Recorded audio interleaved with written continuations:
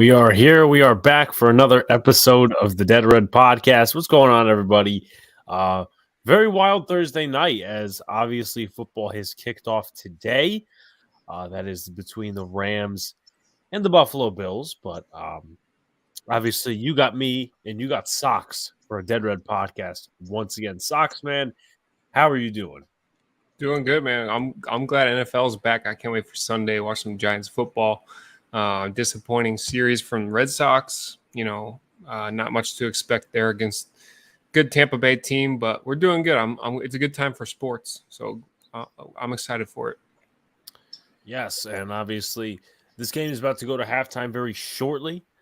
Please put your questions, comments, all that stuff in the chat that helps us get the show out further and further. Of course, shots, NYG edits, and Tony Clark as well. Give me 1 second. Just needed to cough a little bit. But anyway, so obviously, Sox mentioned, the Red Sox aren't doing too well. They just came off of a series sweep against the Tampa Bay Rays, and they didn't help us out. But listen, the Yankees got to win games, and that's what they've been doing of recent against the Minnesota Twins. I saw Luka. So the story behind this is Luka did a with BetUS for free, a $25 wager, and that wager was who calls the first time out, the Bills or the Rams. He picks the Rams, and the Rams called the first time out of the game.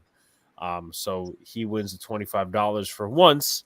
Also, nice. Bad news for the Yankees. I'm watching the Rams game. I have the game day on, though.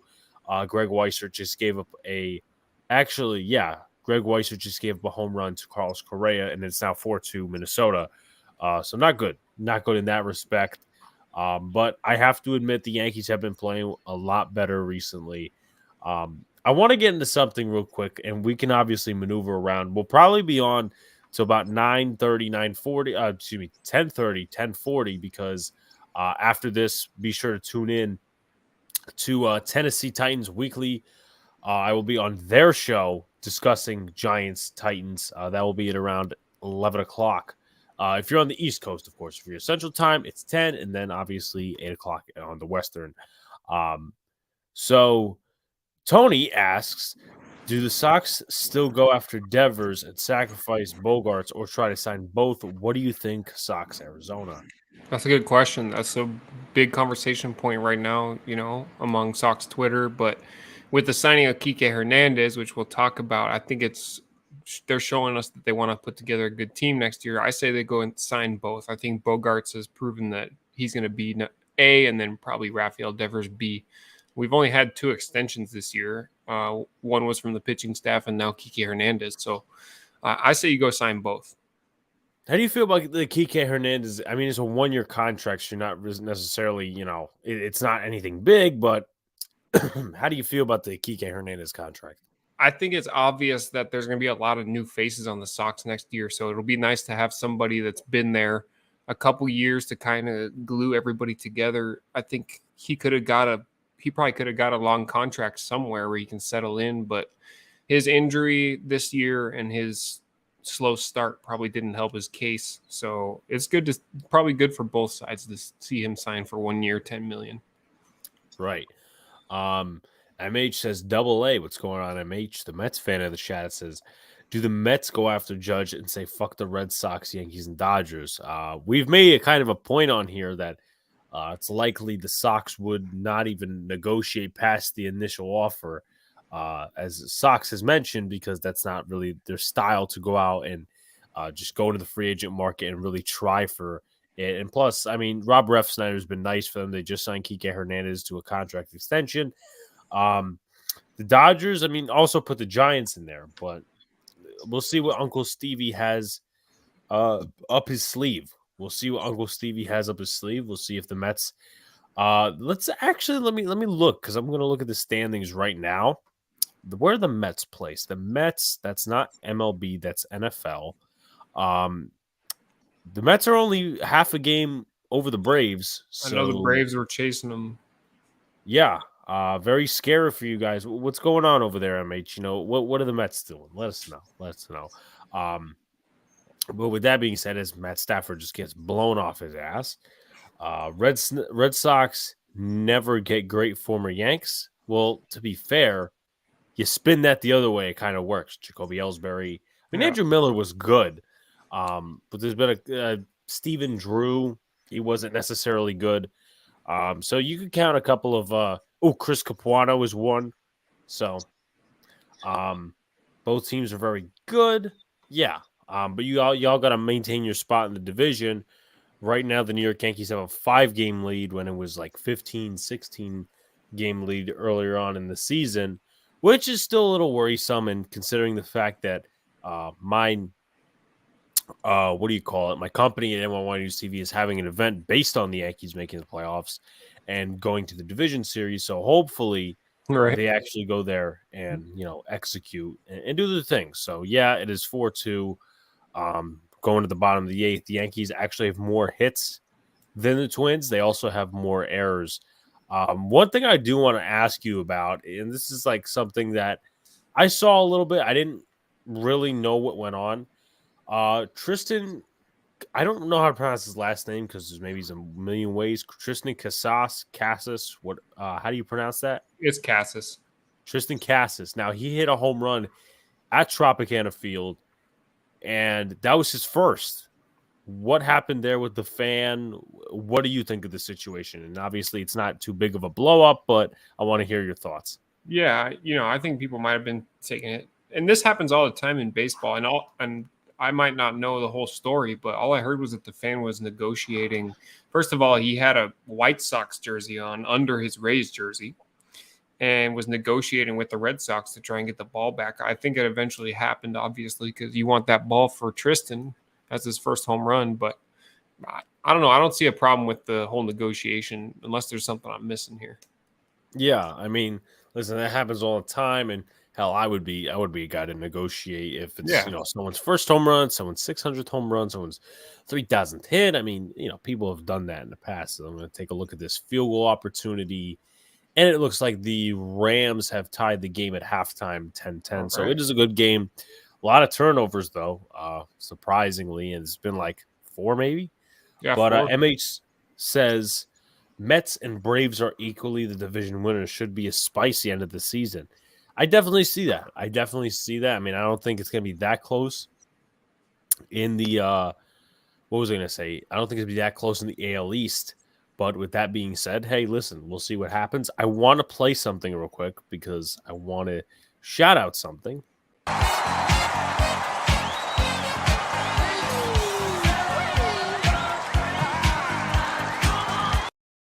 Nice. When was that? Today? Actually, no, a few days ago. So I've made a couple of videos that have gotten some nice views of late. My first one was when Oswaldo Peraza was called up, but he wasn't put in the lineup. And that was actually the day after we did Dead Red. And that got a shit ton of views. That has over 2,000, over 100 likes. So there's that. Then I made I made a YouTube short, and MH says something along the lines of that I'm part of the YouTube culture now because I make shorts. Mm-hmm. But that one I got like 500, 600 views and a couple of likes there. And then I had a Giants video where I interviewed one of the beat reporters regarding stuff that's going to be, possibly in the loom for Sunday, all that stuff. That got over 1,000 views. And right now we are at 651, if I'm not mistaken. So that's share what I'm out, talking about. Subscribe, do all the good stuff. We're trying to grow our channels here. Shouts to Just Messio. And I since Sox wasn't in the chat at the time, I have to tell Sox something that Jets Mess. He had a brain fart. So we were talking in the specific realm on Monday's Boys in the Big Apple podcast, and I really should have this clip because it would be funnier. But we'll definitely get to that maybe in another episode or whatever. But we were talking about veteran head coaches. We were talking about new head coaches because Doug Peterson, he's new with the Jaguars. We were talking about Todd Bowles because he's new with the Buccaneers taking over for Bruce Arians and never going to live that down. Yeah, no, I mean, that's a staple. That's a staple from now on. when we think of you, Jets mess. But Luka was talking about how he just wasn't a great coach and all this factors, like he wasn't very he wasn't very energetic. Let's put it that way. And Jets Mess put in the comments, he said, watching Todd Bowles' press conferences, I'd rather watch paint fry. And he meant paint dry. And then we saw it at the time, like, what the hell does this mean? And then that became a staple for the rest of the show because we were also doing picks later on, which we will do today. We were doing picks, and Jets Mess said, you know what, I'm going to go Detroit over Philly. And then Donald's like, well, I mean, this guy also thinks that paint can fry. So, you never know with him. But typical Jet fan. I mean, obviously, I want to know about this in the chat, Jets Mess. How much do you trust Robert Saleh right now? Because Dwayne Brown is not practicing, and it's just weird from the medical staff. I want to hear your thoughts and all that shit. So, it would be interesting to hear from something other than my brother, but that whole situation is very weird. I got a first career homer in Baltimore, Jay Gibbons, and I got a signed bat and jersey for it. Wow, I slightly remember Jay Gibbons. That's quite the gamble there. How about the whole thing with Tom Brady's last ball, and now he's coming back, so it's not even his last ball anymore. So I'll answer that question in just a sec. Jessica Smith says, I have no trust in Robert Saleh. I think he's a used car salesman. Yeah, I mean, I've seen that's a little cool. Ozzy Osbourne's performing at the Rams halftime thing. But no, I've seen some Jet fans kind of sour on Saleh because of the whole medical controversy. I mean, they're kind of not wrong in a sense.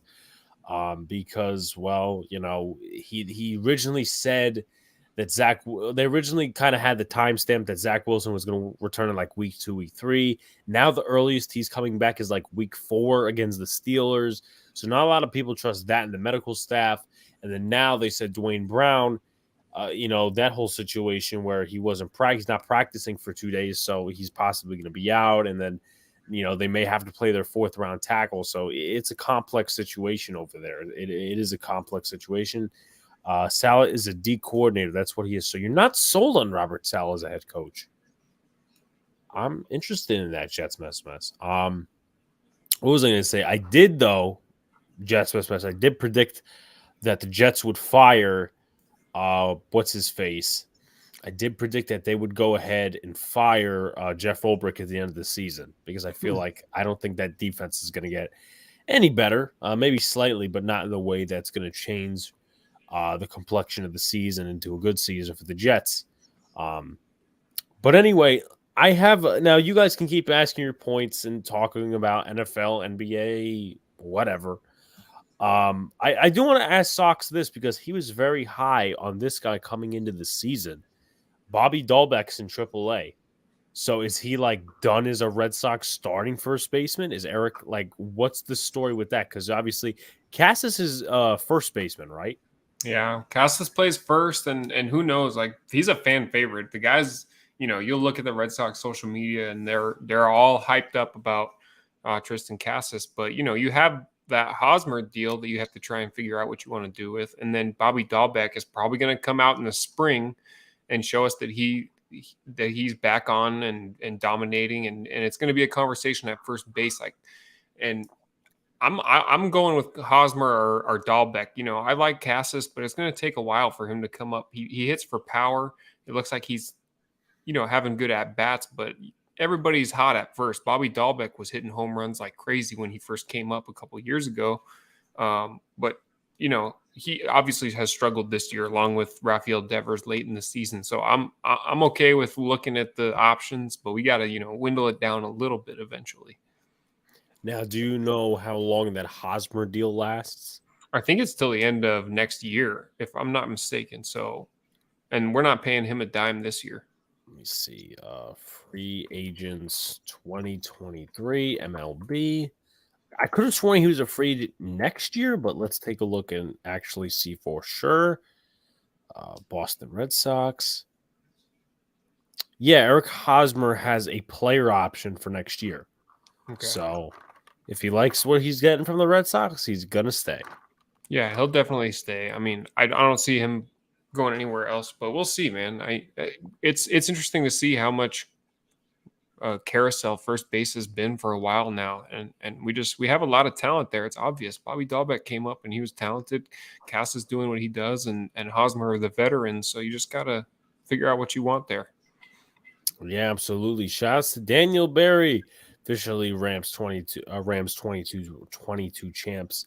Yeah, listen, your team's getting better by the half. I mean, it's 10-10, so hopefully Sean McVay makes adjustments and y'all go in and y'all win. I mean, in terms of that, what was I going to say? I actually have the Rams winning tonight in terms of picks. Not like I bet or anything on it, but yeah, that's pretty much that. So that was my question about Dahlbeck, because obviously when we did our first collab last year, you were talking about how Bobby Dahlbeck was hitting the ball and all this sorts of stuff. And I mean, I just find it interesting that, well, I mean, he was struggling at one point in the season. That's why he's down there. So I, I think the way the Red Sox are going to value this, from an outsider standpoint, next year in terms of that, maybe if Hosmer opts back in, maybe they go ahead and keep Hosmer at first, or maybe even DH him, because I know JD's a free agent. I looked yeah. at that and I'm kind of surprised a little bit. We'll see if he resigns. But Another the thing quick thing about Dahlbeck is that he played at short a little bit here before he got called, before he got sent down, and he played shortstop in high school. And you know what? He actually looked really good. He can play third. He can play short. There's always options there. And once you look at Devers and Bogart's situation, it's going to look a lot different next year. I got that feeling. Yeah, I've seen a lot of things with Heinblum's comments that next year it's going to be better and all this stuff, and trusting the process. I never knew that about Dahlbeck, though. He was playing short and third. Yeah, man. Dahlbeck was doing well in spring training. Isn't he a spring training pony though? Yeah, man. He just destroys that ball at JetBlue Park. I started off my channel a couple years ago, right when he started in spring training, and he just was dominating. It was like he took over the internet for a while. Yeah, but unfortunately, some spring training ponies don't necessarily do well in the regular season. But Mm-hmm. I guess it is good for versatility. And you said that he was good at shortstop and third, but I mean, you have to value your options at some point if you're the Red Sox. Like, Bogarts is going to cost more, and Devers in the future, that's going to cost more. But Dahlbeck, I mean, he's not as good as a hitter as both of them. And I mean, Xander Bogaerts, like, the way I look at it is Dahlbeck is a decent defender when he goes to a new position. And then you got Xander, who's just over the top. Like, I don't really buy into, I think you mentioned a couple of weeks ago when we were talking about, people talking about Xander and he doesn't have any range left. I don't think that's true at all. And I think there's No. going to be a lot of hot buyers when, I think he's got a player option next year. And then the year after that, he becomes a free agent. But Yes. I don't see why he wouldn't opt in. I mean, it's one more year with the Sox. I think would break Sox fans' hearts. But Yeah. it's definitely going to be interesting to see what the Sox do in terms of that situation. He's one of those guys that I don't want to see him go. That's the captain, and he just broke another Red Sox record. He becomes the second Red Sox player to have a 9-game hitting streak where he has multiple hits in those 9 games. It's just like he keeps doing these things all the time. One of those franchise players that you don't want to see go. So I don't see what all the talk is about get Xander out of here just because he struggles a little bit. Fan base is a little bit messed up right now.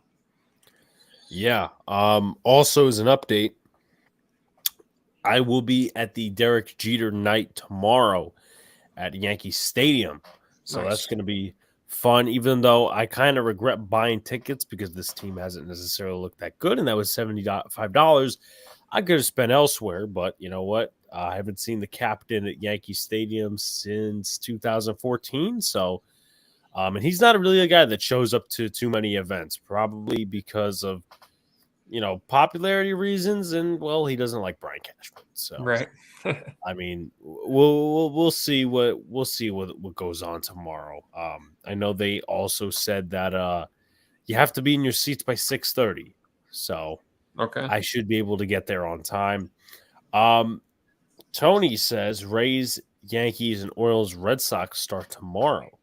So obviously, Orioles trying to still push for that playoff spot. Right now, I'm going to take a look at the wild card standings. The Orioles are the second team that's out of it right now. You got the Rays and the Mariners and the Jays, the Orioles, the Twins, the White Sox, the Red Sox, the Angels, the Rangers, the Royals, and then the Tigers and the A's. Well, they're the second team that has been eliminated from the playoffs. No surprise whatsoever there. I also find it kind of odd, and people underrate him a little bit. Even though they're only 5 games above 500, Terry Francona, I mean, he's still pushing it, and that team's in first place, whether you like it or not. Yes, the Central isn't very good. But with that being said, I mean, he's still got it's a rebuilding team, and they had the third lowest salary in all the MLB. That's a good So point. you have to give him credit there. And let me ask you a question, because I'm trying to go back a few years. Of course, what was the general reaction when Francona was let go, or whatever, however that situation ended? It was tough. There was a time there because and forgive me for not knowing, I think Valentine was after Francona. And Yes, he was.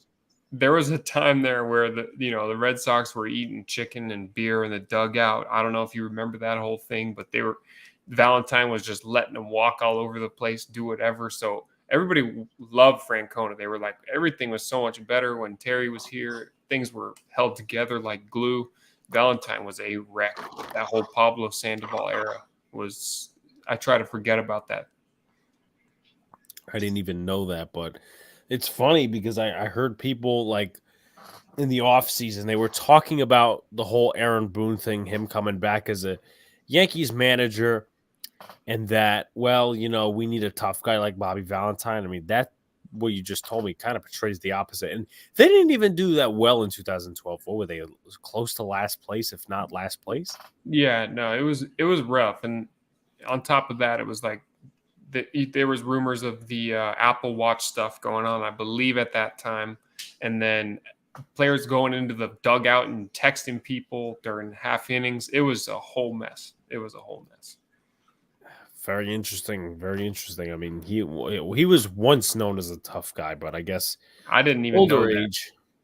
Older age, I guess, the mentality sort of changes a little bit. So one of my questions, we'll actually start out with this.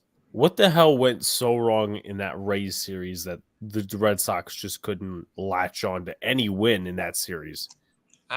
I mean, it is the same thing as always. What it's been the last, since the All-Star break, practically. The offense is lackluster now. They got to step up and produce more runs, but for the most part, it's the back end of the pitching staff, man. Like the starters will keep us in games. Like Nick Pivetta had a great outing against an AL East opponent for the first time this whole season. But we get back into the back end of the game, and we're giving up 4 or 5 runs in the last 3 innings. And it goes to show that the faces are going to change next year. It's gotta be different. There was a couple good highlights, like I said, Xander extending his 9-game hitting streak. Verdugo had a nice home run. We talked about Casas with his home run.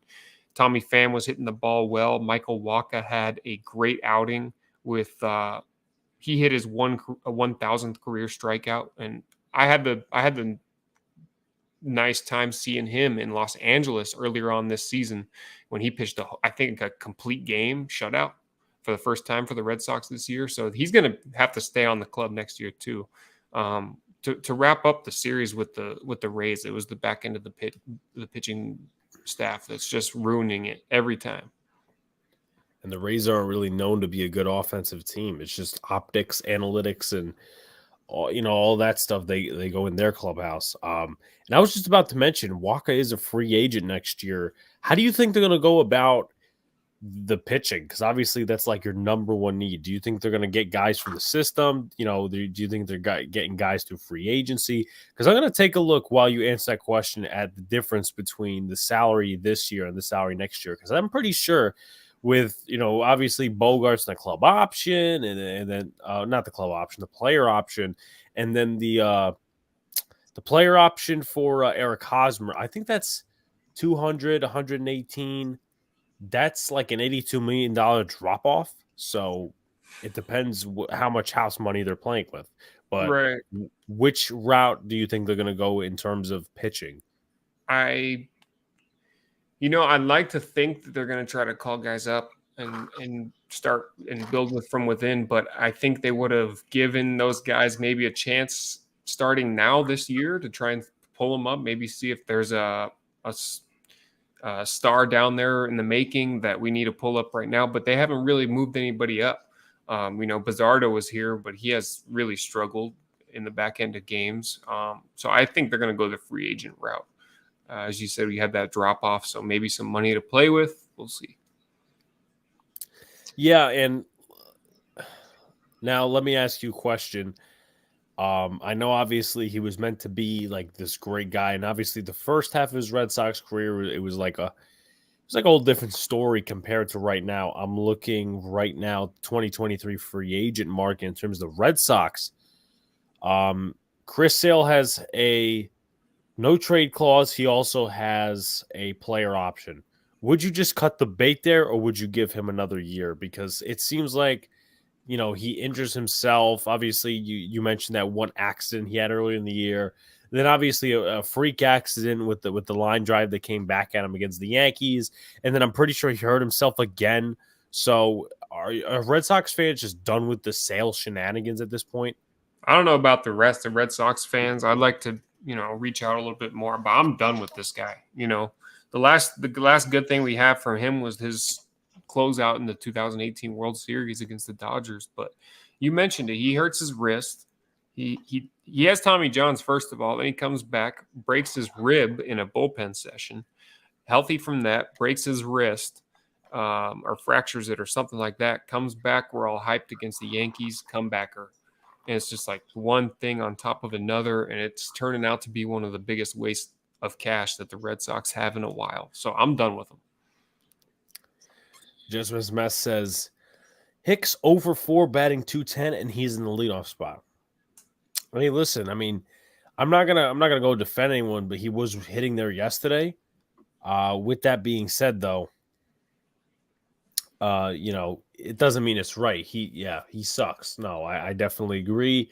Hopefully, once these guys, because Stanton is actually hitting now. Once they put him in for Estevan Florial, so he's actually hitting now.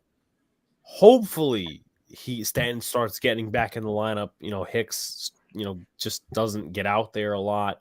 So that's what I'm hoping for, at least. That's what I'm hoping for, that he stays healthy. Unfortunately, they put DJ LeMahieu on the IL, which is not a good thing. I mean, we got the guys up here. We got the young cats.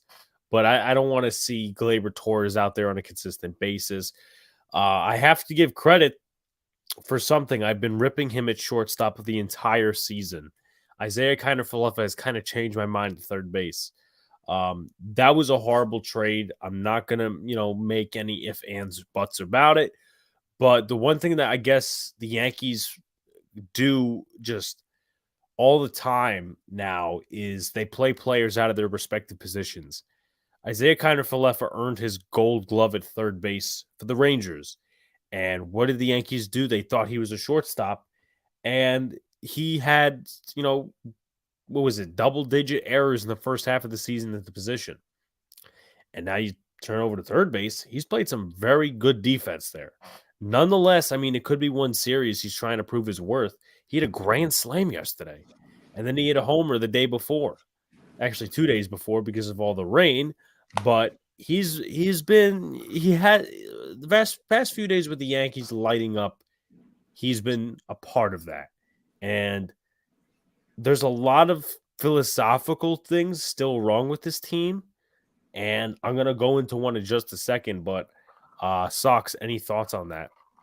No, I mean, I didn't know much about IKF. I've learned a lot about him through, this podcast this season. The errors were obviously troublesome, but like you mentioned, showing late he can ball a little bit, hit the baseball. I always thought he was athletic and young and ready to go into the big leagues, but maybe next year will be different. What is he looking like for next year? Next year, I think I want to say he's got one more year with the Yankees, and that's it.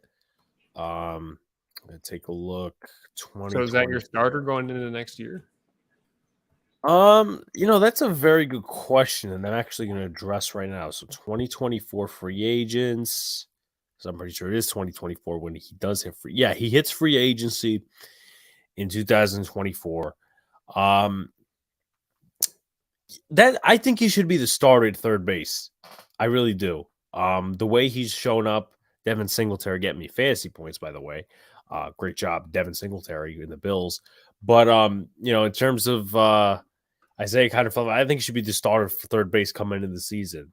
Your shortstop should be Oswald Peraza, who's hit well over the last few, at bats that he's been getting.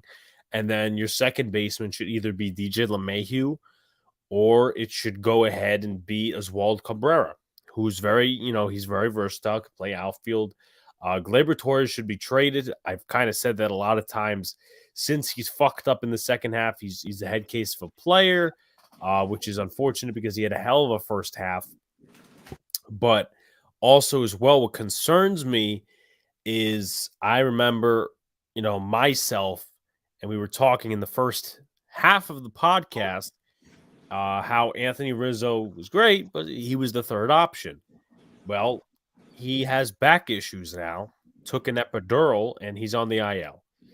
And I love Anthony Rizzo. I think he's a kindred spirit, if you will. But the Yankees really, you kind of a little bit have to pray that he does not come back on his player option. That's $16 million. And in a way, it is the Yankees' fault because, Rizzo has had back problems for many years. Matt Olson's not a free agent anytime soon.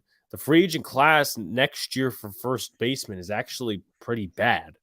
I'm going to take a look at that right now, but you really don't have an answer. Matt Carpenter is not going to be the same next year coming off an injury. Yeah, your first base class looks like this. Brandon Belt, Jose Abreu, who's 35, but are the Yankees going to sign a 35-year-old when they just, let a guy hit free agency who's 33? I don't think so. Miguel Sano, Josh Bell. I mean, that could be one. Carlos Santana, Trey Mancini, who has a mutual option. So I guess that would be in terms of the team. Wilmer Flores, Yuli Gurriel. So Mancini with the Houston Astros, which I don't think they're going to let him go, and Josh Bell are the only options. So the Yankees kind of put themselves in a hole right here. Shout outs to Nimmer. What's going on, Nimmer? Questions and comments in the chat. Yes, I am watching the Bills versus the Rams. The Bills actually just scored a touchdown with Isaiah McKenzie. Josh Allen's been slinging the ball tonight other than one or two turnovers. So who's your quarterback? Who's quarterback? Who's your fantasy quarterback? Sox. I'm going to be fair. I have 8 fantasy teams. Dude, I can't do that. I go in one big one. I play in a big money league and just focus on one. What about your favorite quarterback? I do have Stafford. Okay. I do have Stafford. Though he's not played too well tonight.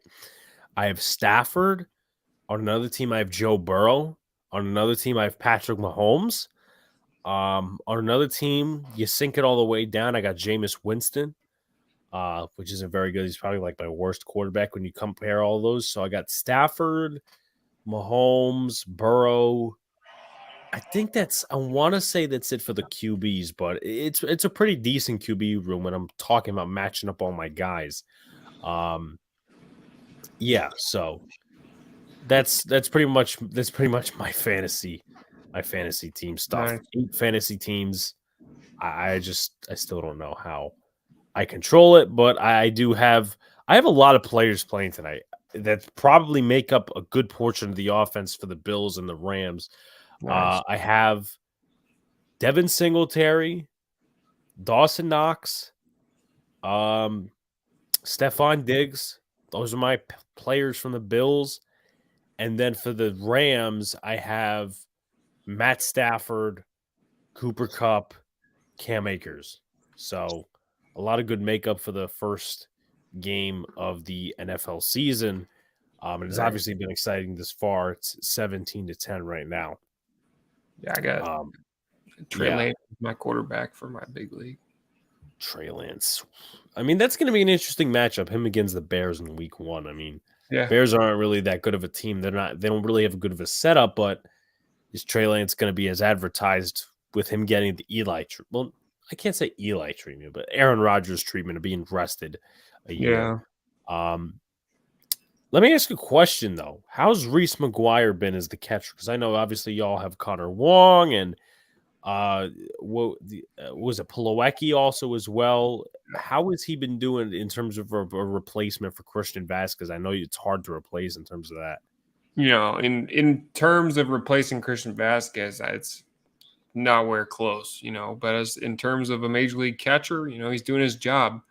He's doing a good job of slapping the ball the other way, which, catchers don't usually do that nowadays, from what I've seen. But you got Plawecki, you got Wong, and now you got another mix. Like, what do you want to do at catcher now? You got rid of your best catcher, your best option, your everyday guy. And it just seems like another, you don't know which direction you're going in. Yeah, I can see that. So just some stuff to headline. And actually, going back to that philosophical thing that I was talking about with the Yankees and them not putting the players in the right position. So Jordan Montgomery's had some really good outings for the Cardinals ever since getting traded there. And I didn't really mind the trade because I'm like, you know what? Monty doesn't have really, any disgusting stuff. He's a pretty average pitcher, it's very vanilla his stuff. And he told the media that now let me ask you, Sox, how would you start in at bat traditionally? If you were a pitcher, how would you start in at bat? What pitch are you throwing? I mean, I'm setting the tone with a fastball. That's just me. Well, I would agree with you there, Sox. And he said that the Yankees did not let him start out with a fastball, which is odd to me. I didn't know that. That's very interesting. And with that being said, you could also attribute that as Garrett Cole's problem as a Yankee. Have him throwing all this bullshit off speed stuff and all True. that. I don't know why. I mean, like everybody preaches that Matt Blake, and listen, he's done a heck of a job with this pitching staff. Getting these guys to the best of their ability, the Marinaccios of the world, whatever. But at the end of the day, I mean, if Cole's not pitching himself because Matt Blake's telling him you don't start out with a fastball, is Cole really, really known for, a slider, a curveball, or a changeup, whatever the fuck he throws? Is he known No. for that shit? No, he's known to start out with his fastball. He's an ace. Well, he's projected to be an ace. So that's like, again, the Yankees have taken this analytical approach over and over again. And it's kind of fucked with guys.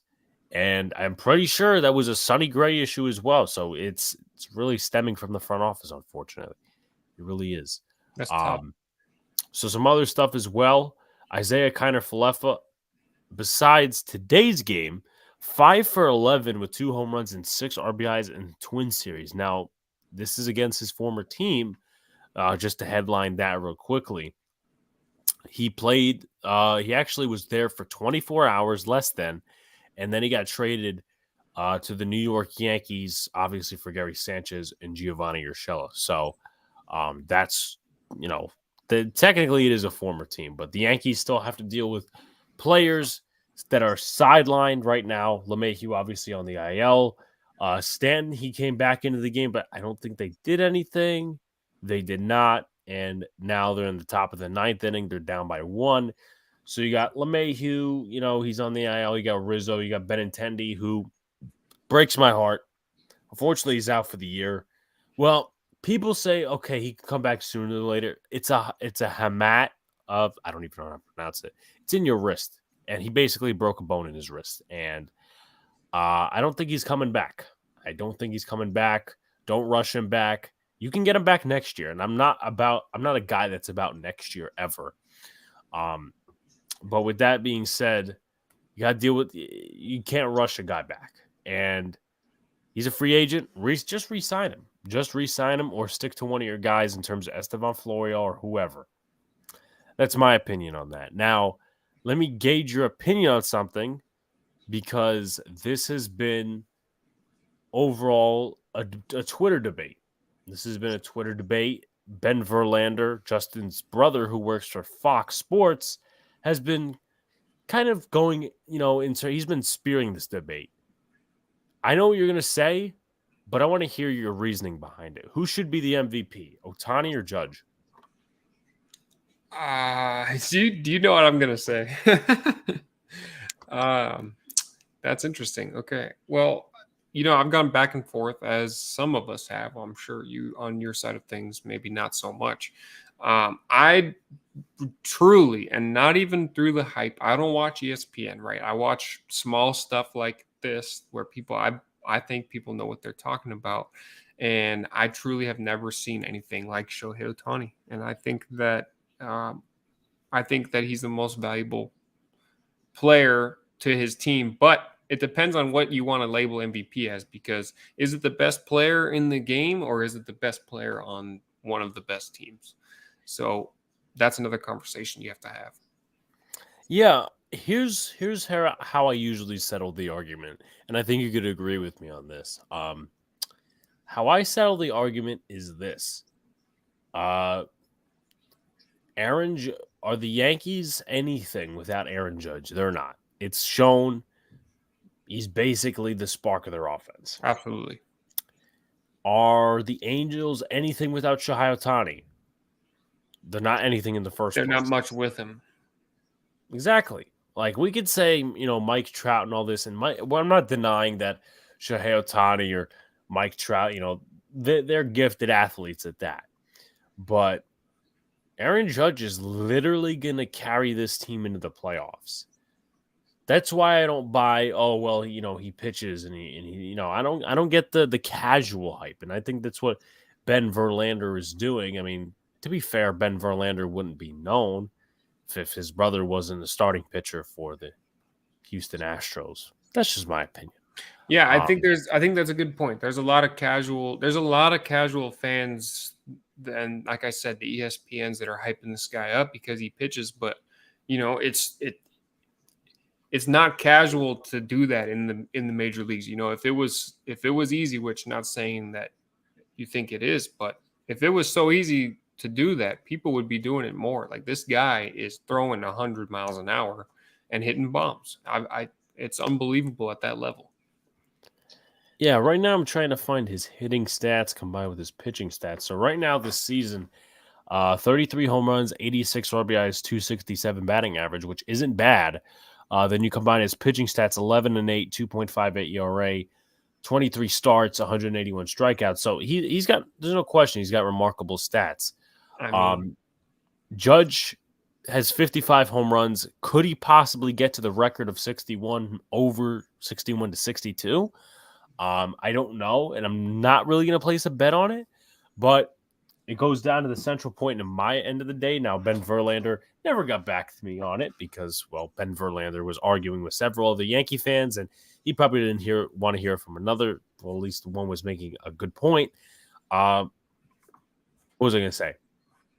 Judge carries the Yankees, very much so, and he's going to carry them in the playoffs. They're not going anywhere with Shohei Ohtani. They're not going anywhere with Shohei Ohtani. I agree. I think if Ohtani goes and say they swap places, I think those two teams might be in similar spots that they're in now. I'll throw that out there.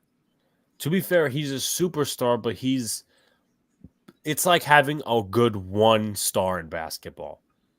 Like, I know there's having one star in basketball can win you a championship, though. No, it definitely can. Like, he's not a Steph Curry. He's more of Kevin Durant has never done anything by himself. Yeah. LeBron has, whether people want to talk smack or not. Yeah. Kevin Durant has never done anything by himself. Jalen Brunson hasn't. Donovan Mitchell hasn't. He's that type of player. Now, will Aaron Judge win a championship with the Yankees? I don't know. It's getting pretty dicey towards the end of extensions and all that stuff, which it's a shame. Some of the stuff I heard from the Yankee president this past week. But once again, it comes down, in my opinion, just to settle it. Aaron Judge is a one guy. Shohei Ohtani is not when you look at baseball. And It's the Angels' fault. It's the Angels' fault that if he No, doesn't it definitely win is. MVP, it's not his fault. No, it's not his fault. But when the thick of things, and listen, they have a cheap owner. He should sell. He should really think about selling. Well, I know he was thinking about it, but he should really execute on that plan. The thing is, though, once again, yeah, they're a worse team than the Yankees, but the Yankees would literally be in the Angels spot if it wasn't for Aaron Judge. 55 home runs. And I've people, I've seen them say, well, this guy's the difference in the Yankees season. This guy's the difference in the Yankees season. It's Aaron Judge. Okay. It's Aaron Judge. Brian Cashman had nothing to do with that. But before we go into our football picks, not including this game, of course, because it's already still going. I had the Rams in this game. Yeah. I have the Rams in this game. Right now it's 17-10, though, and the Rams are on defense, and it's 2nd and 10. But I have 3 questions, and you could answer all of them by answering one player each. New guys that made a good impression on the Red Sox this year. New guys that made a bad impression on the Red Sox this year. And new guys that you don't know too much about. You feel indifferent about them. So new guys, it doesn't have to be minor leaguers. It could also be guys that your team acquired via trade or free agency. So new guys that made a good impression on the Red Sox this year. First thing that comes to my mind is Michael Wacha. You acquire him in the offseason looking for a healthy rotation, which came to be very few and far between, or whatever the hell this saying is. We never had a healthy rotation the entire fucking year. So Michael Wacha really helped us out a lot. And it was nice to see a franchise guy put it together out there, start in and start out, no matter what the offense did or didn't provide for him. And I liked Rich Hill. And a lot of people don't like him. He's not going to be on the team next year, but those veteran guys are important to bring those teams together. And there's a lot of conversation about the pitching staff, but those 2 guys really put it together this year, Yeah, I do agree. I definitely, when I created the question, thought of Michael Wacha for the Red Sox. The Yankees season isn't over yet, unlike Red Sox season where it's pretty much, we're done, wrap it up. New guys that made a good impression on the year. Jose Trevino, I know he was actually just up for the Yankees, and he actually grounded out, but he's made a good impression. Not like he's an all-star catcher in terms of hitting. Defense is phenomenal. Average hitter, and he just calls games and makes more of a difference in calling games than Kyle Gashioka or Gary Sanchez. So that's a guy for me that is new guy that's made a good impression on the Yankees. You could say the same about Oswald Peraza. He's coming along. Same thing with Oswaldo Cabrera. One more guy, maybe Ron Marinaccio. When he's been tasked to be a reliever, he's given up runs in some spots, but he's been mostly consistent. And in a time where we really didn't have a solid bullpen, like we don't even know if Clay Holmes is back to himself, and we were endorsing Clay Holmes as this all-star pitcher before, and he was, but for some reason he flipped. Marinaccio was one of those guys you could trust, and we were literally wondering for weeks, why in the hell is he not up? And they called him up. He's still up. Right now, he has an ERA. He has an ERA of 1.73. So that's not bad at all. 44 strikeouts and 36.1 innings. That's not bad. The next question, new guys that made a bad impression on your team this year. Oh, my goodness. I know it might be a long list. Well, I know Franchi got time last year, but I got to put Franchi at the top of that list because the potential's still there, and he started playing well here late. But the errors at first base, the inconsistency at the plate. That's what really sticks out to me. You just thought he was going to be that piece. Trading Benintendi for him and then seeing Benintendi go to the Yankees kills me, man. It really does. And, I'm surprised he wasn't on your list there for the impressive guys. I know he didn't do much before he gets injured there. Make him on the IL pains me, but he did make a good impression. Right. Just they didn't use him correctly, but keep going. But no, I'll just, I'll keep it with Franchi there. I don't think he's going to be a member of this team for much longer. Benintendi just fits so well, and we see him in Franchi because that's who we traded him for, and it's just not working out. Yeah, and he's been in a mix of positions, still not working out for the Red Sox, as I could see. New guys that made a bad impression this year for the Yankees definitely has to be Josh Donaldson. Other than that little, spike of offense he had against the Red Sox and the White Sox. Not much. Fake tough guy attitude. Pretty much after that whole Tim Anderson thing, and that's not totally his fault because the Yankees wanted to maintain a good image. But he has not brought anything to this team other than solid defense, which we could get out of IKF. And, IKF at least hits the ball. Josh Donaldson doesn't. And he's going to be off the paternity list probably by Saturday, so they'll probably send somebody like Andrew Harback down, who actually hit a homer today. But he has not been good for the team this year. IKF to an extent, but recently he's come on as a good third baseman, so there's that. But Josh Donaldson would probably be the number one in terms of bad impressions for me, in terms of that. So next one, new guys that made an indifferent impression this year. Like you don't know how to feel.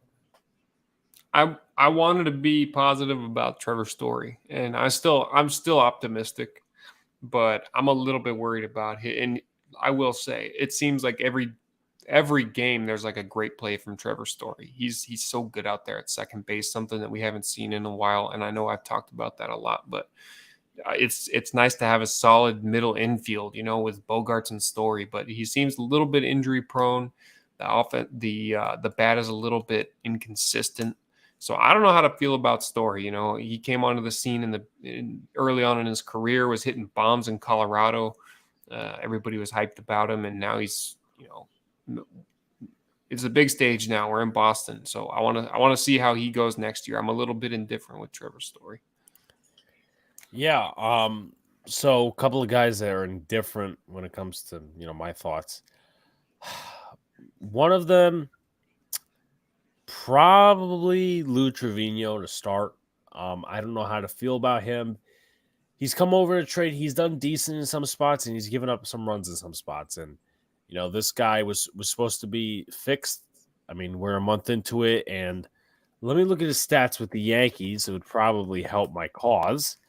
So his stats with the Yankees since coming over, 1-2, 0.68 ERA. So he's gotten better. But overall, he has a 4.76 ERA on the year with a 2-8 record. So I just feel like I haven't seen him enough to make as good of an impression. Maybe when he's got a clean slate next year. Scott F. Ross, he blew up in one situation, but I don't know how to feel about him yet. I feel like I need a little bit more time. Weissert, a little bit of the same thing because he's given up some runs in some very I don't know, very inconvenient spots. He's given up runs like today. He gave up the 2-run home run to Carlos Correa. He's given runs up in inconvenient spots. With that being said, there's some other times where he just has his stuff. He's got some really good breaking pitches, and I guess today he didn't have it. And listen, next year is going to be an evaluation year for some of these guys because Herman is a free agent. Jamison Tyon's a free agent. Some of these other guys in the rotation, Chapman's a free agent, Britton's a free agent. So it's going to be a little bit of an open competition when it comes to relief pitching and the starting pitching. In terms of hitters who I can't make yet, I guess I would say Harrison Bader is a Yankee. We haven't seen him yet. We probably will see him at some point, maybe on the playoff roster. But I just don't like trading for guys in walking boots. That's just not one of my favorite things to do. Typical Yankees. And it's weird, though, because he has plantar fasciitis, which was an injury somebody had. I'll hint to it in a second. Plantar fasciitis. Peyton Manning. He's a center fielder, and he wears number 22. And that's Jacoby Ellsbury right there. Jacoby Ellsbury had plantar fasciitis. Jacoby Ellsbury was a center fielder. Jacoby Ellsbury wore number 22. So I'm not trying to make him, into Jacoby Ellsbury, but I don't know. I don't want to get there. I don't want to get there anytime soon. But with that being said, we could transition into our picks. I'm going to go share a screen here because I've actually got my playoff predictors up. Okay, so kind of did this on Monday. I think at least we did. But anyway, we're going to do it again. I might even change some of my picks. But anyway, I guess the way Hicks got a hit, wow. I'm shocked, but they do have a good situation. Double. Aaron Judge is actually up. So I'm actually going to turn the game on, see what happens here. But anyway, basically give your thoughts on the game. Shouts to Jeff Nelson. He says Bader is damaged goods. Hopefully he's not in a Yankee uniform, but right now it's not looking good. So they actually gave Aaron Judge an intentional walk. So now they can deal with Torres with one out. Let's see if Torres can come out of that situation. Bases loaded, bottom of the ninth. Says Jets mess. But let's go with our picks for the week. We can give a little description on the game and why you pick a certain team to win. Sox, we could start with the Colts-Texans game. I always like this matchup right here. I'm going to go with the Colts because there seemed to be every year so much turmoil with that Texans ownership group and all that. I like what the Colts are doing with Matt Ryan, and I think they're going to go into Houston, even though they struggled down there, I believe, and get a win week 1. Yeah, I think the same thing. Davis Mills had a solid rookie season last year, probably the best QB stats, or probably the second best QB stats out of the rookie class. And I just think new head coach and Lovie Smith, a couple of new coaches on that staff. It's gonna be a little bit of a rocky start, and I just truly don't trust the Texans, to be fair. I don't think the Colts will be a fantastic team this year, but I think they'll be at least solid 500. It is a prove-it year for Frank Reich, though. It is a prove-it year. Jeff Nelson says he won't be back. He won't help them. Not sure what Cashman was thinking. He wasn't. Yeah, Cashman doesn't think for a lot of different things, which is unfortunate. But hey, he's the Yankees GM, and well, he's probably going to get an extension at some point. Anyway, going on to the next game, Steelers at Bengals. Your thoughts, Sox? That's a good one. Another division game, week 1 for that division, which is always going to be good smash mouth football. I'm going to go with the home team in this one. I think the Bengals crowd is going to be fired up after that AFC championship. And Pittsburgh, obviously, with the new quarterback core, they lead the NFL with the most backup quarterbacks. And the Bengals with Joe Burrow and are going to go in there and probably dominate, I would say. Yeah, Mitchell Trubisky is starting week 1 for the Steelers. They may want to focus on running the football rather than passing. And I'm talking about the Bengals, of course, because the Steelers' run defense was very bad last year. I believe they were 32nd in the NFL. But they probably made some few adjustments in there as Torres strikes out with the bases loaded. He sucks. But I feel like the Bengals are going to put some pressure on Mitch Trubisky. That's a new offensive line right there. Maybe one starter from the last few years. I'm trying to think right to left or left to right, really. James Daniels they got. He's new. Kendra Green and J.C. Hassenauer on the inside. So a lot of replacements on that offensive line. But I'm going to take the Bengals here. They may end up sweeping them. That's kind of what they did last year. But we'll see. We'll see. Your thoughts on Ravens versus Jets, which my brother will be at this weekend. Oh, nice. That'll be fun. It's always good to go to an NFL game, man. The Bills just scored again, and they're going to go up 24-10. Fourth quarter, 13 minutes left. I think the Ravens are going to dominate, and I think the Jets' defense might be a little bit better, as you mentioned earlier, talking about it. But I don't think it's going to be much of a difference maker. I see the Ravens going in there dominating. Okay. So I'm going to try to find something. Hopefully I'm not. Okay, so I'm just going to look at something real quick because me and my friend, and okay, so good. Nobody picked the Buffalo game because I want to make sure that because in our point system, I'm not losing. Anyway, I'm going to take Baltimore. I think it's going to be a 2-score game. I don't think it's going to be a blowout. I think it's going to be a close game to start. But I think the Jets' offense could be solid, but I don't think that defense is really going to know how to stop Lamar in the running game till maybe midway. Obviously, the linebacking core is a little suspicious. They did get Quan Alexander. They still have C.J. Mosley. But I don't know. I'm just not confident in the defensive game plan. I'm going to take the Ravens on this one. Next game is the Patriots versus the Dolphins. That's an interesting matchup, and I like Miami at home. I know New England struggles down there, and I think it's going to be a good game, probably a 1 or 2 score game. I'd probably take the Dolphins by 10. I like what they got with their additions. Tua's coming off a off season with a bunch of hype around him. Mac Jones probably going to have a good game week 1. But let's take Miami with I'd like to see who's favored in that game, but I'll take them to win it. Yeah, I mean, betting odds have Miami actually winning and favored to win. But with that being said, I'm actually going to take New England because I feel like Mike McDaniel's first game, he's coming into obviously you got Jalen Waddle and you got Tyreek Hill, a lot of good weapons for Tua. But with that being said, I feel like the Patriots are going to come at him with a defensive game plan, and I feel like they're going to make Tua look like a shell of himself from Alabama, of course. But maybe the Dolphins get him back later in the season. I'm going to take the Patriots here. With that being said, Raiders-Chargers. You obviously went to the stadium before to see Giants-Chargers, and that was a total blowout. But thoughts? Well, it was not. I mean, it was a beautiful stadium. I like it. Justin Herbert had probably the throw of his career in that game. You remember down the seam, probably 70 yards.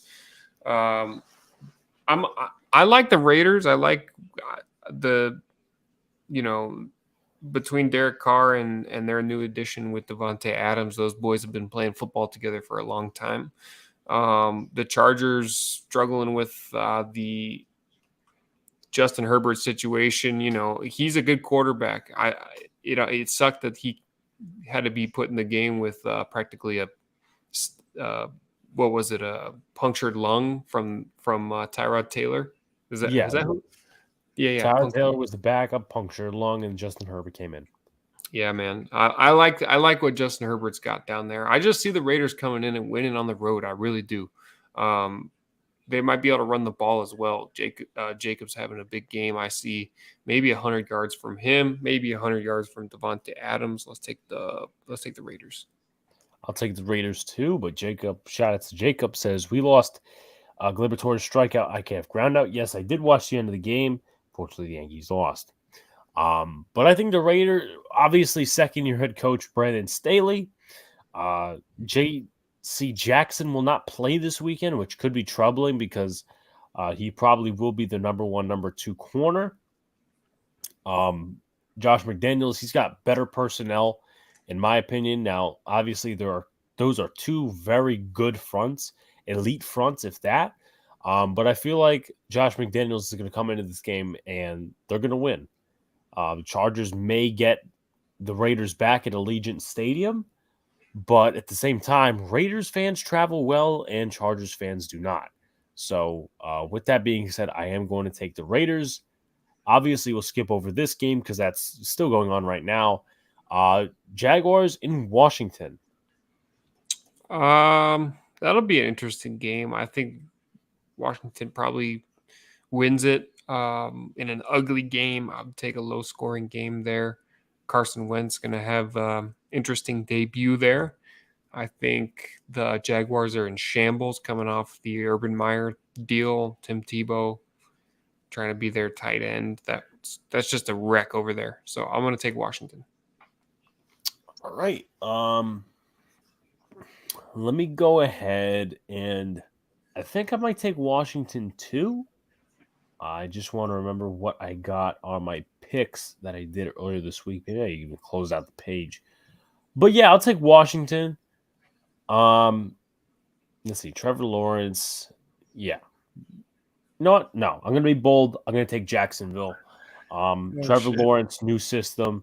I feel like Carson Wentz might shit himself against his former coach.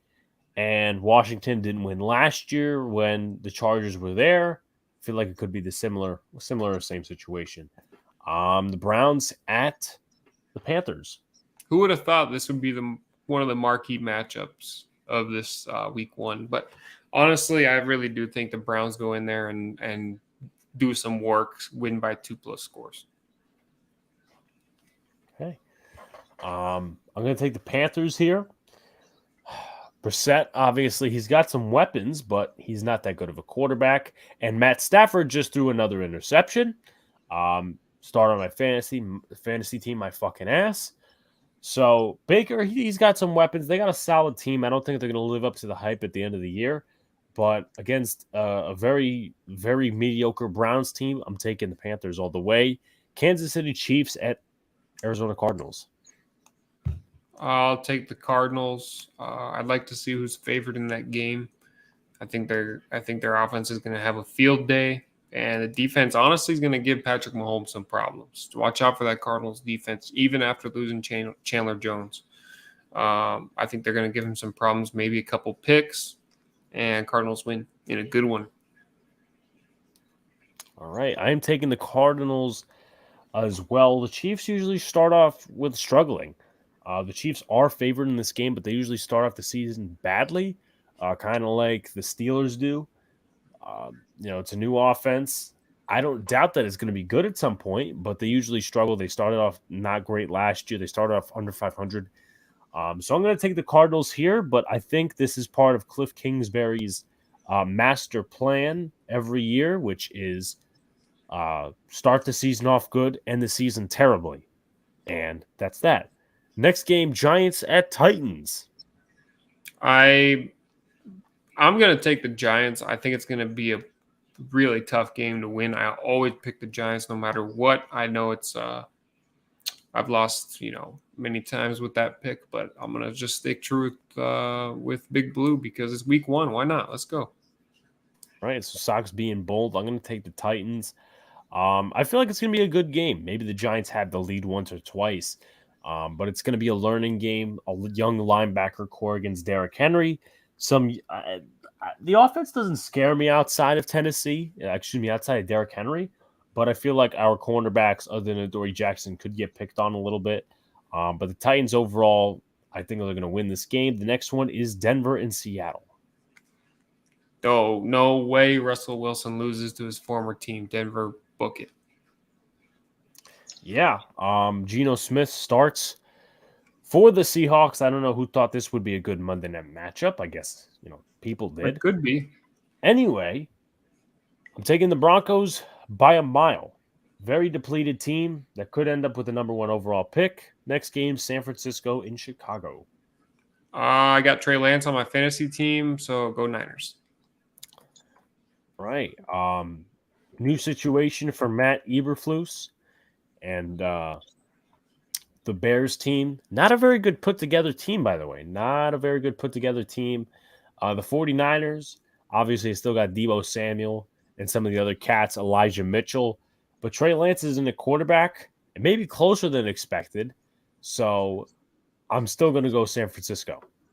Now the Eagles at the Lions. Dan Campbell going to walk all over these Philadelphia Eagles and make them fly home. Go Lions. Yeah. I don't think they'll walk all over them. I think it's going to be a very close game, possibly walk-off fashion. That'd I'm be taking the great. Lions here. I think they're a new team. Not that the Lions are going to be anything too special this year, but the Eagles will come in a little bit over their heads. They'll still be a good team this year. I just think the Lions are going to take the opener. We got 3 games to go. Saints at Falcons. Also, that Lions game is sold out, by the way, Yes, and I did hear it's gonna be awesome. Um, the I'm gonna take this is one matchup that I haven't really kept my eyes on either of these two teams. Let's see who's the starter for Atlanta. Marcus Mariota.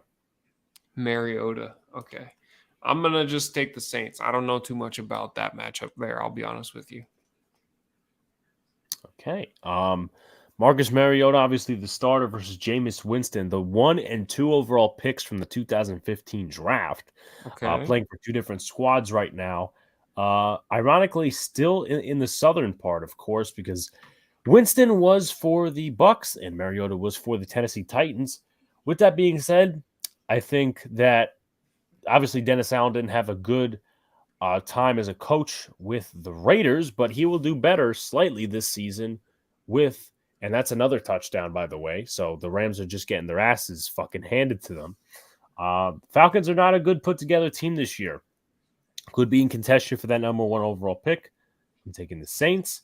Next game is Green Bay and Minnesota. I'm a big Aaron Rodgers fan. He's going to run that division until he retires. Packers win probably by 24-10. Jasmine Smith says Allen is going to get killed running this match. As long as he's throwing touchdowns, he will be fine. There's oh shit. Oh, that's the touchdown. Okay. Yep. Green Bay versus a rebuilding Vikings team, retooling Vikings team. I think the Vikings are slept on a little bit. Could be near the 500 mark this year. Maybe, maybe not. Depends on how Kevin O'Connell does as the head coach. I'm taking the Green Bay Packers, though. I know a lot of people are suspicious about Devontae Adams not being there, but he's got Romeo Doubs, Christian Watson, Allen Lazard. He can make it happen. Even with that running game, he can make it happen. But Bucks at Cowboys. I'm excited for that matchup, man. And I hate to say it, but I really do think Dallas is going to win, and I'm going to pick them. I hate picking Dallas, but that Arlington Stadium is going to be rocking. I like Dak. I hate to say it. I think he's going to have a good year this year, as he did last year. The Cowboys are going to run the ball. Pollard, you know how it is. Tom Brady, that whole hype with off the field stuff going on right now is going to be tough coming into Dallas with 100,000+. Even though he's got good weapons, practically his whole team back. I think Dallas wins a close game. Yeah, I think Dallas wins a close game as well. I'm actually changing my pick here because I originally had Tampa Bay. But Tampa Bay will still be good. Dallas will still be a little overrated, as they usually are. Always. But with that being said, I'm going to take Dallas because Brady was off the field for a few weeks. The wife problems, not really in sync with the offense. Fortunately, I think Dallas is going to win this.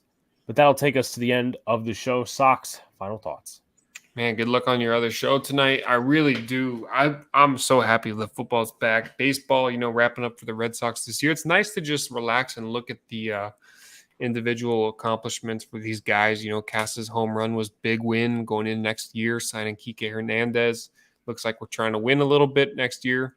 I am happy for you that your team is going to go in the playoffs, and I really, good luck on that. As long as they don't win a World Series, I'll be happy. So we can meet somewhere in the middle there, But other than that, go Giants this Sunday. We'll see you guys next week. Make sure you go hit up Big Beat Reactions and subscribe to Alex in Sox, Arizona. Let's go. Yes. At around 11 o'clock, I will be, if you're on the Eastern time zone, I'll be on the Tennessee Titans weekly podcast. We're talking Giants Titans coming up this week. So that's going to be a lot of fun in the next few minutes. Be sure to like, comment, subscribe to all that good stuff. Both channels, including Big Beat Reactions, subscribe there. Saturday should be the Big Blue in the Bronx podcast, reviewing the Titans game. And then we'll be back with more content. Peace out, guys. See you later. Good night.